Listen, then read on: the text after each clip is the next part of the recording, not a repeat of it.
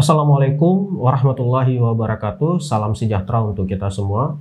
Bapak Ibu yang saya hormati, saya sangat berbahagia sekali bisa kembali bertemu dengan Bapak Ibu pada sesi yang ke-13 ini. Semoga kita semua dalam keadaan sehat. Bapak Ibu, untuk sesi yang ke-13 ataupun aktivitas belajar ke-13 ini, kita akan membahas terkait capaian hasil pembelajaran ataupun hasil belajar Bapak Ibu dalam penulisan karya ilmiah.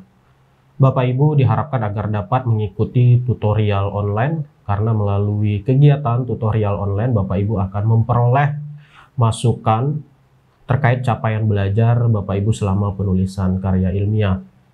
Bapak Ibu, saya juga berharap agar dapat mengikuti diskusi dengan baik, dapat menyampaikan hambatan selama penulisan karya ilmiah, sehingga pembimbing Bapak Ibu dapat memberikan masukan, memberikan penjelasan terkait hal-hal yang harus diperbaiki, terutama dalam penulisan karya ilmiah.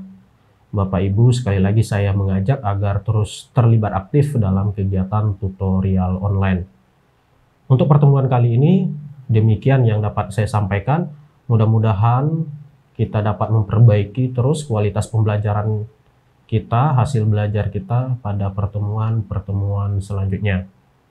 Saya akhiri. Assalamualaikum warahmatullahi wabarakatuh.